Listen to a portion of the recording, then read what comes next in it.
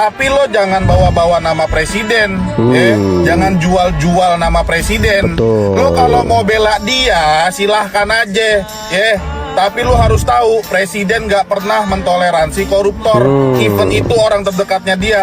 Penting kalian bertanya, kalau Anda punya nyali bertanya, tanya kepada Kapolri, hei kenapa nggak nanya Pak Prabowo dulu sebelum melakukan ini terhadap tangan kanan dari yang dibanggakan oleh Presiden Prabowo. Tanya, saya baru tahu tidak ada. Assalamualaikum warahmatullahi wabarakatuh, saudara-saudaraku sebangsa dan setanah air. Dimanapun kalian berada ya, semoga kalian selalu dalam kondisi sehat walafiat. Berjumpa lagi dengan saya di Gaspol Update.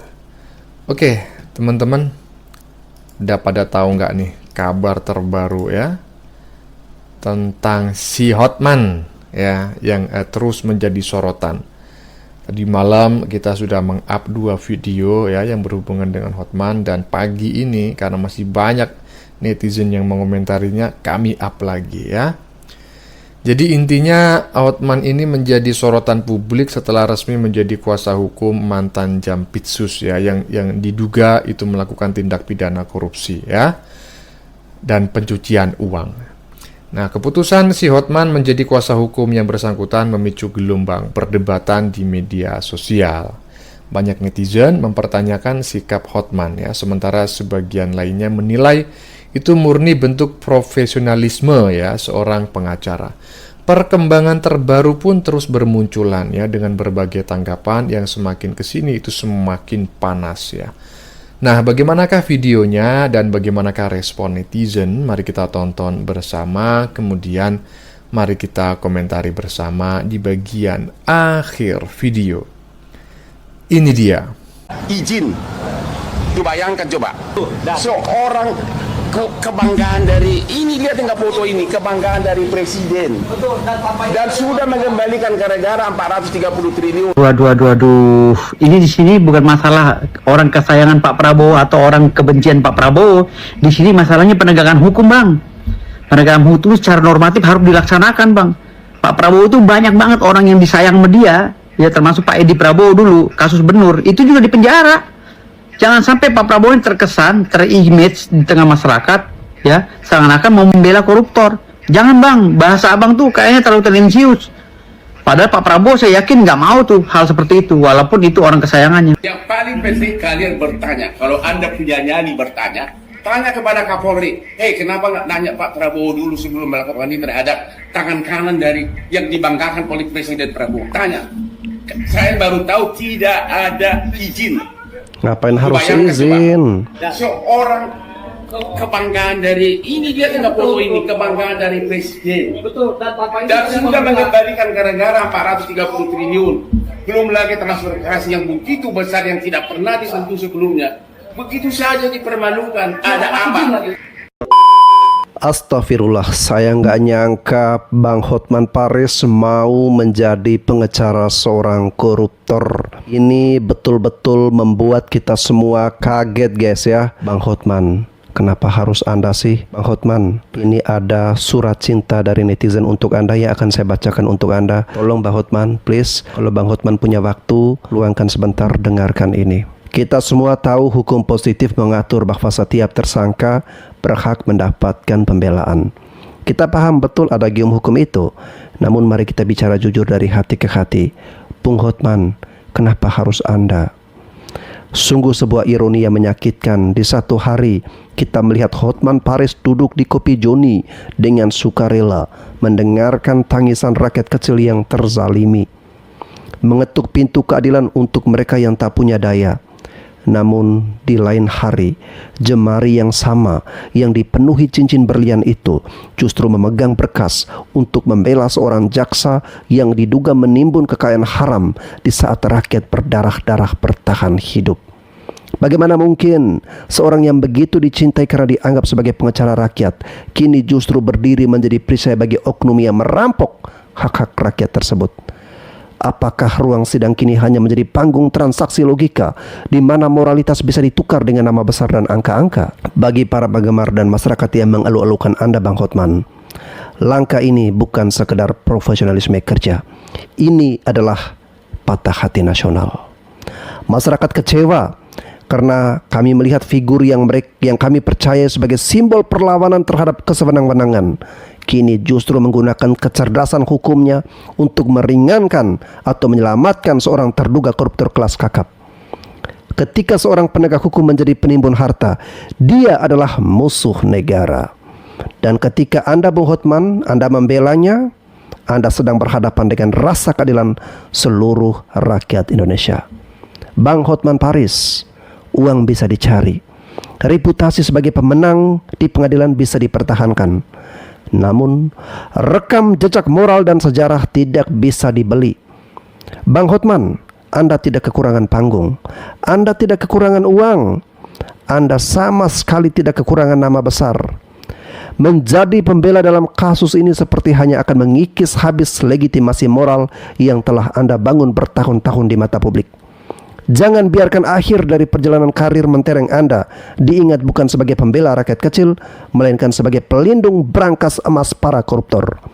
Rakyat sedang menonton dan sejarah sedang mencatat.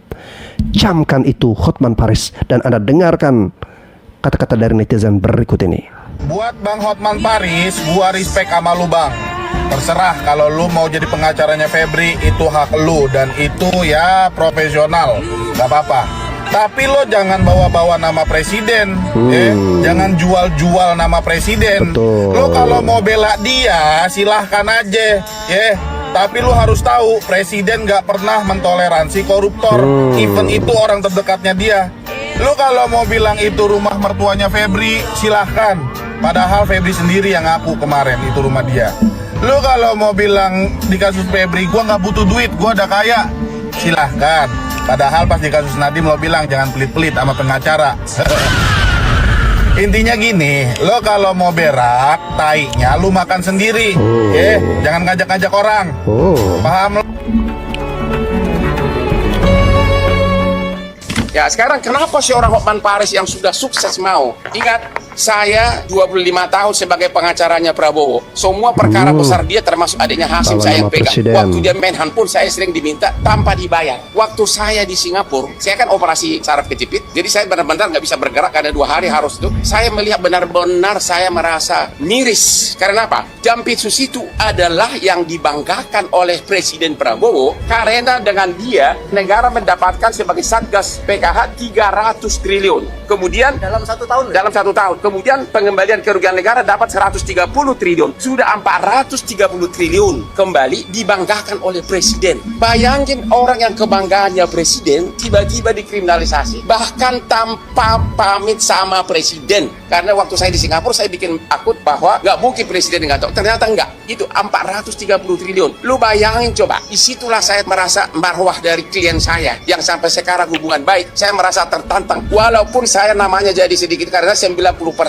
follower saya biasanya semua kasus viral yang melanggar hak asasi gue yang pegang gratis. Semua termasuk Anda tahu lah semua di Indonesia ini. Mereka kalau ke Komnas nggak laku kasusnya. Kalau saya yang viral bom. Sudah 10 tahun saya begitu. Kasus Yupita, kasus polisi yang kemarin juga yang bikin, kasus Radit, kasus pesantren Lombok, kasus ABK kapal yang itu semua. Kalau udah saya ngomong sukses semuanya. Saya tidak minta imbalan apapun walaupun semua konglomerat klien saya. Itulah saya mau. Saya terpanggil ya. Dan yang kedua, beliau ini sekarang Jampitsus, lo tahu nggak transfer pricing itu? Dalam sejarah kejaksaan di Indonesia sejak zaman Majapahit, termasuk presiden-presiden yang sebelumnya, belum pernah ada kejaksaan. Ini aja sudah 430 triliun yang terkumpul. Oke teman-teman, saya potong dulu ya videonya. Jadi sudah kita saksikan bareng-bareng segmen pertama. Jadi tadi kita lihat netizen menyoroti keputusan Hotman ya, yang menjadi kuasa hukum mantan Jampitsus ya. Menurut netizen persoalan utamanya ya bukan soal siapa yang menjadi pengacara ya, melainkan jangan sampailah nama Presiden Prabowo itu dibawa-bawa ya, seolah mendukung atau membela tersangka terduga korupsi. Netizen menegaskan ya bahwa setiap tersangka memang berhak didampingi oleh seorang pengacara. Namun mereka mempertanyakan alasan Hotman memilih menangani kasus yang dinilai sangat sensitif ya, karena ini dugaan korupsi dan pencucian uang. dan nggak sedikit loh nilainya, sangat besar sekali. Di sisi lain, Hotman menjelaskan bahwa ia terpanggil karena menganggap kliennya telah berjasa mengembalikan ratusan triliun rupiah kepada negara dan merasa proses hukum terhadap kliennya itu janggal. Perdebatan pun semakin ramai karena masing-masing pihak mempertahankan pandangannya mengenai profesionalisme, moralitas, dan penegakan hukum. Ya, lanjut. Oke teman-teman, saya potong lagi ya untuk segmen kedua. Jadi dalam video yang kita saksikan bareng-bareng pada segmen ini, netizen kembali mengkritik pernyataan Hotman Paris ya yang mengaitkan kasus tersebut dengan Presiden Prabowo. Menurut mereka ya, kedekatan dengan presiden ya tidak bolehlah dijadikan alasan untuk mempertanyakan proses hukum atau memberi kesan seseorang itu kebal hukum ya. Netizen juga menyoroti dugaan korupsi yang melibatkan pejabat tinggi penegak hukum ya, sehingga harus diproses secara objektif sesuai aturan. Beberapa netizen bahkan menjelaskan ya bahwa penetapan tersangka itu sudah cukup dilakukan apabila penyidik memiliki minimal 2 alat bukti ya. Nah ini memang dalam KUHP seperti itu ya. Jadi nggak perlulah ibaratnya minta izin presiden, ngapain gitu kan. Sedangkan benar atau tidaknya tuduhan itu akan dibuktikan nanti di persidangannya atau di pengadilan. Mereka juga menolak berbagai narasi yang dianggap menggiring opini publik ya sebelum proses hukum itu selesai ya, dan berharap semua pihak menghormati mekanisme hukum yang berlaku. Saya sependapat sekali. Lanjut. Uang berupa uang cash masuk ke kas negara. Apalagi dengan transfer pricing, lu tahu nggak, ribuan triliun ruginya. Belum lagi yang nggak ketahuan karena zaman itu sudah berlangsung dari zaman presiden zaman dulu. Ya berarti banyak oligarki yang terganggu. Belum lagi kasus petrol si R yang lagi di Malaysia. Belum lagi kasus MBG segala macam. Jadi benar-benar dengan melakukan itu terhadap Jampis Susini, mantan Jampis Susini, benar-benar saya melihat kurang penghormatan terhadap Presiden Prabowo. Itulah alasannya saya terpanggil. Saya tidak mengharapkan uang dari Jampis Susini karena saya tahu tidak mungkin dia bayar saya mahal. Saya bayarannya super mahal di Indonesia. Bang Hotman, waktu kasusnya Nadiem katanya dia bilang, kamu pelit sih sama pengacara. Artinya kamu minta duit kan? Masa sekarang ngomongnya katanya saya tidak dibayar, saya tidak begini, saya tidak begitu. Jampidus gak bakalan punya duit untuk bayar saya yang mahal itu. Lain di mulut, lain di kasus. Ya itulah guys ya, kita itu harus cerdas, rakyat itu harus pintar. Jangan semua hukum itu dikuasai oleh orang-orang yang maruk. Oke? Tahu nggak maruk? Ya silahkan kalian interpretasi sendiri. Nanti dibilang saya beginilah, begitulah. Maruk tanda kutip ya. Nah, supaya kalian pintar. Apalagi orang-orang kayak begini, ngakunya deket sama para pejabat, deket para penguasa, deket sama presiden. Emangnya orang yang deket sama presiden kebal hukum? Bisa dibenarkan semua yang kesalahan-kesalahannya gitu, maksudnya bisa dibela gitu. Jadi ini hanya semua kamuflase saja atau subsidi silang. 911 yang dia lakukan itu hanya kamuflase bahwa dia orang baik gitu. Ternyata pilih-pilih lah katanya udah kaya raya, jadi harus pilih-pilih kasusnya. Jangan kasus-kasus kayak begini yang merugikan rakyat dong Pak. Ya kan Bang, please deh. Tuh kan julid lagi gue, kalau nggak disuarakan kayak begini, gue mewakili rakyat yang waras. Nah kalian waras gak? Merapat ke saya. Salam Lita Gading. Jelas bahwa seseorang mau ditetapkan sebagai tersangka, apalagi dipermalukan, minimum dipanggil dulu, dipanggil saksinya dulu. Kalau kau nggak tahu pasalnya, lu berhenti dari wartawan. Waduh, kok jadi marah-marah wartawan? Tidak ditahan karena memang Anda sudah melihat sendiri. Anak SD pun mengatakan bahwa itu bukan tindak pidana, belum ada bukti. Yang paling penting kalian bertanya. Kalau Anda punya nyali bertanya, tanya kepada Kapolri. Hei, kenapa nggak nanya Pak Prabowo dulu sebelum melakukan ini terhadap tangan kanan dari yang dibanggakan oleh Presiden Prabowo? Tanya. Saya baru tahu tidak ada izin. Coba bayangkan coba. Seorang kebanggaan dari ini, lihat nggak foto ini, kebanggaan dari presiden. Dan sudah mengembalikan ke negara 430 triliun. Belum lagi transferasi yang begitu besar yang tidak pernah disentuh sebelumnya. Begitu saja dipermalukan. Ada apa? Tanya, makanya malah ini kalian langsung ke Mabes Polri tanya kalau kau bukan pengecut. Waduh. Bagi follower saya yang merasa kok Hotman sekarang jadi begitu, yang semula 95% sebagai pengagum saya, silahkan gua ambil resiko itu. Tapi di mana logikanya? Seorang bawahannya presiden, ya, justru mentersangkakan, mempermalukan bawahan yang lain yang adalah kebanggaan presiden. Bang, lu belajar lagi deh tentang KUHP. Baca Undang-Undang Nomor 20 tahun 2025, Bang. Waduh. Yang terbaru. Jangan sampai malu-maluin pengacara, Bang. Abang namanya udah besar. Aduh. Ini di sini bukan masalah orang kesayangan Pak Prabowo atau orang kebencian Pak Prabowo. Di sini masalahnya penegakan hukum, Bang. Penegakan hukum secara normatif harus dilaksanakan, Bang. Pak Prabowo itu banyak banget orang yang disayang sama dia, ya, termasuk Pak Edi Prabowo dulu, kasus Benur, itu juga di penjara. Jangan sampai Pak Prabowo ini terkesan, terimage di tengah masyarakat, ya, seakan-akan mau membela koruptor. Jangan, Bang, bahasa abang tuh kayaknya terlalu tendensius. Padahal Pak Prabowo saya yakin nggak mau tuh hal seperti itu, walaupun itu orang kesayangannya. Masih banyak kok kader-kader lain, kader Pak Prabowo yang bisa bekerja tanpa harus korupsi.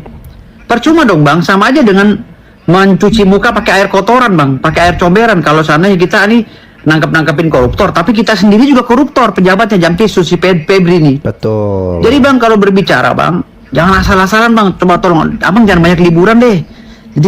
Jadi memalukan, Bang. Proses hukum jadi malah ini kasus gede loh, Bang. Kasus besar di Indonesia ini, Bang. Jangan sampai memalukan, Bang. Ini kasus besar di Indonesia, kasus korupsi, dugaan korupsi terkait dengan Jampitsus, pejabat penegak hukum loh yang melakukan ini. Kalau menurut undang-undang, Bang, pejabat yang melakukan korupsi itu harus dihukum mati, minimal hukum seumur hidup. Di jabatan tertinggi loh Jampitsus, Bang, orang nomor 3 di Kejagung. Jadi, Bang, udahlah, Bang, jangan inilah, aduh, ini abang kayak terlalu tendensius banget gitu, menggebu-gebu ingin melepaskan Febri gitu, dengan kalimat-kalimat yang ini bukan rumahnya, ini bukan uang, ini uang titipan yayasan. Emang bisa Jampitsus menerima titipan uang, menerima titipan emas, atau keluarganya Jampitsus menerima titipan emas? Emang bisa? Bang, saya aja, Bang, saya masih keponakan Pak Anwar Usman, Ketua Mahkamah Konstitusi. Mau foto aja susah, Bang, walaupun saya udah diskusi dari pagi sampai sore. Waduh. Dari malam sampai subuh sama om saya. Mau foto aja susah. Jangan nggak mau nitipin uang, bilang sama om saya, Om, bisa nitipin uang di rumah Om Anwar Usman, Ketua Mahkamah Konstitusi. Nih, saya ada uang di yayasan, titipin. Mana mau? Pejabat tuh nggak ada yang mau, Bang.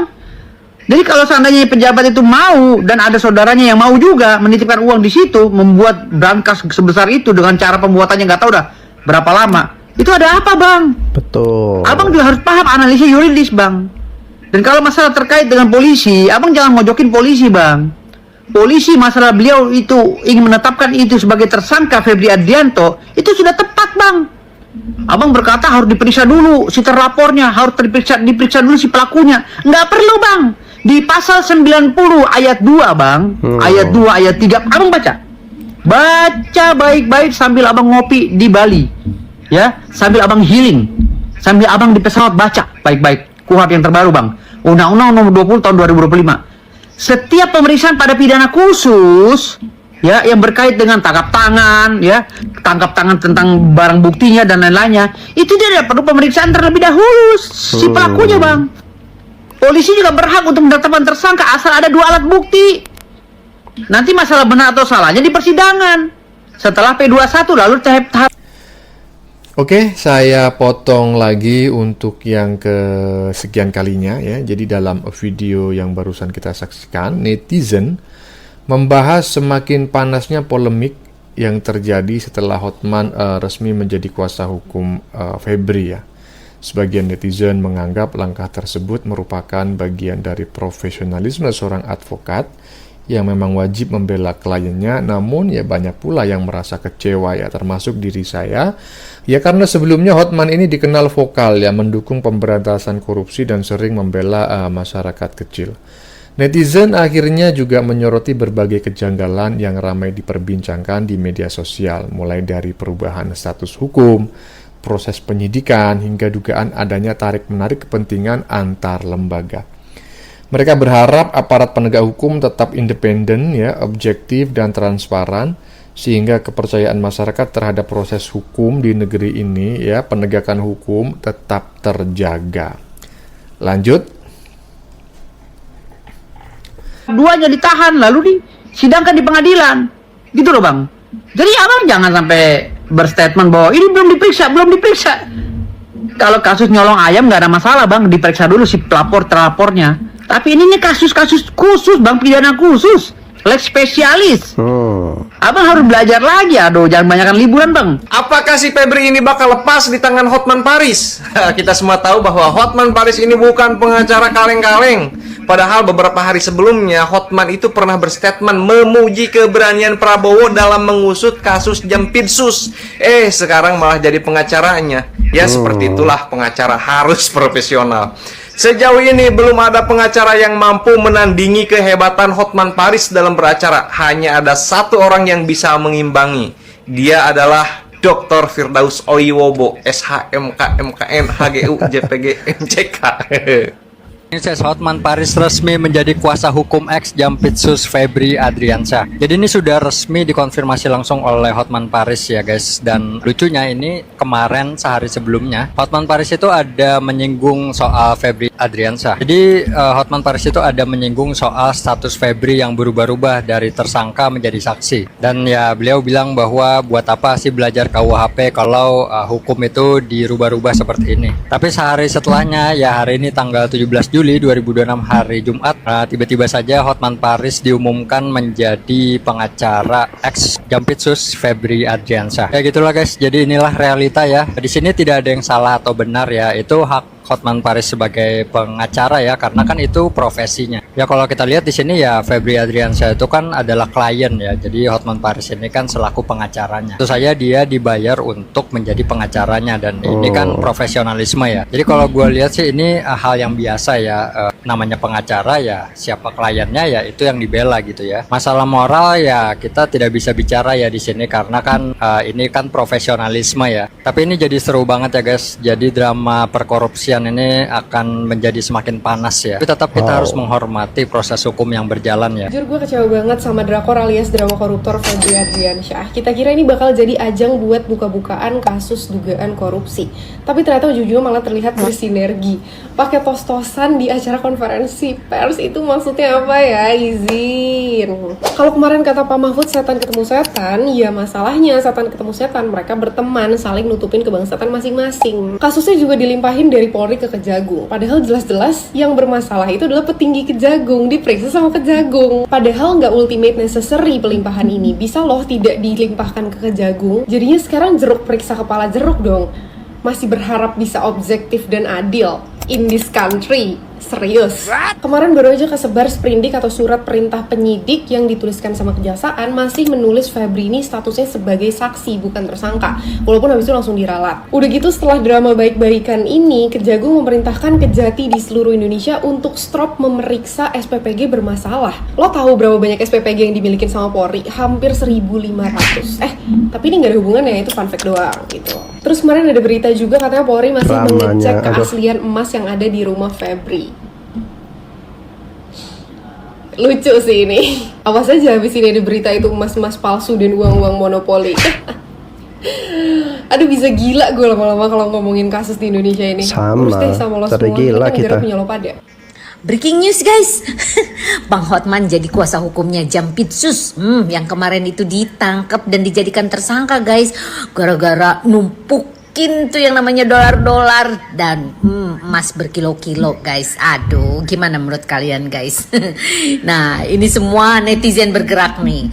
Tapi nih, kalau menurut saya ya, semoga hal ini dia menjadikan sebagai kuasa hukumnya Bapak Jafri itu ya, siapa sih Jeffrey ya, siapa tuh namanya, lupa. Nah, mudah-mudahan bukan akhir dari segalanya, bukan akhir dari karirnya dia selama ini yang katanya jadi pengacara nomor 1 di Indonesia. Mentang-mentang dia dekat dengan presiden, dengan pengusaha-pengusaha hebat di Indonesia. dia bisa memenangkan ini semua. Sekarang zaman sosial media pada melek dan rakyat Indonesia udah pada pinter mana yang benar, mana yang salah, mana yang harus dibela dan mana yang tidak dibela. Nah lo, kita kawal guys sampai tuntas. Kan si Febri gak bakalan ketangkap. Mau ada barang bukti emas segunung juga, pasti bakal ada celah buat dia. Apakah tidak janggal coba? Statusnya yang awalnya dari tersangka itu tiba-tiba jadi saksi. Logikanya ini gimana? Coba dong kalau bermain yang cantik gitu loh.